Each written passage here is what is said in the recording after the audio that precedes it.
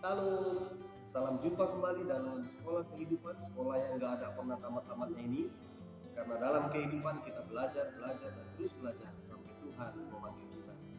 Terima kasih kepada semua rekan pejuang kehidupan yang terus mendukung channel ini dengan cara like, komen, subscribe, share, bahkan menonton video ini sampai dengan selesai sehingga channel ini bisa terus eksis, menyampaikan firman Tuhan, menyampaikan kabar baik, dan memberikan pelajaran-pelajaran kehidupan.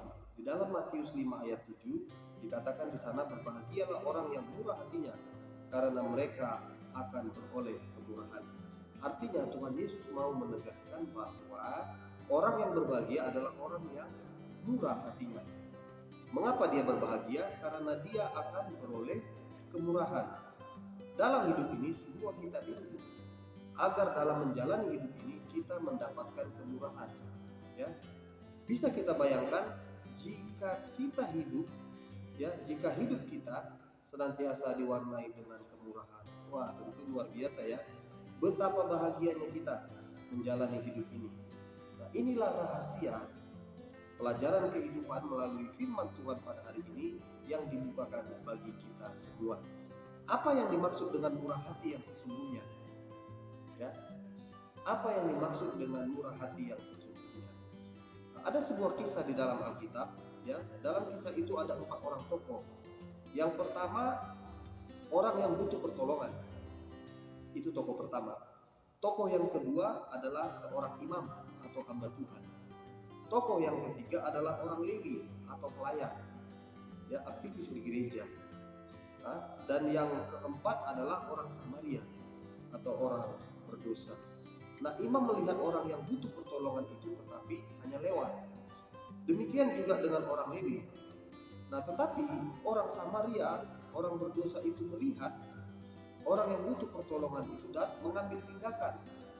Nah, inilah yang dimaksud dengan Tuhan murah hati yang sesungguhnya.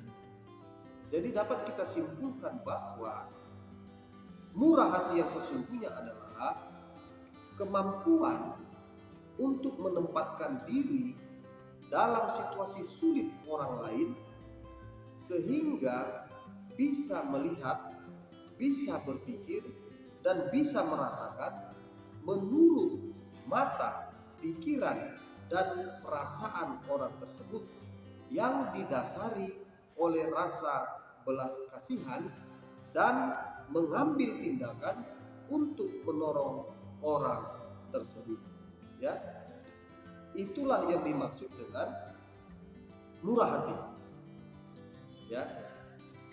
Ya, sekali lagi, murah hati adalah kemampuan untuk menempatkan diri kita di dalam situasi orang lain sehingga kita bisa melihat, kita bisa berpikir, dan kita bisa merasakan menurut mata, pikiran, dan perasaan orang tersebut yang didasari oleh rasa belas kasihan dan mengambil tindakan untuk menolong orang tersebut. Ya, inilah yang Tuhan mau untuk kita lakukan. Tidak ada alasan kita untuk tidak bermurah hati karena kita sudah terlebih dahulu menerima kemurahan Tuhan dalam hidup kita. Dia rela mati bagi kita. Yang akan terjadi pada diri kita jika kita memiliki hati yang murah hati, yang pertama, kita tidak akan menghakimi orang lain. Ya. Orang Samaria itu tidak menghakimi orang yang kena rampok itu. Orang Samaria tidak menghakimi imam yang cuek itu. Orang Samaria itu tidak menghakimi orang Lewi yang tidak mau tahu itu. Ya. Dan yang kedua, pasti ketika kita memiliki hati yang murah hati, kita pasti akan beroleh kemurahan. Demikianlah pelajaran kehidupan kali ini. Biarlah kita menjadi pribadi yang murah hati, memiliki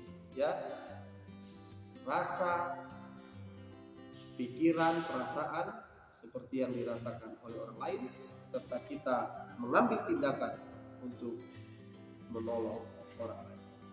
Demikianlah pelajaran kehidupan kali ini. Tuhan Yesus memberkati. Salam.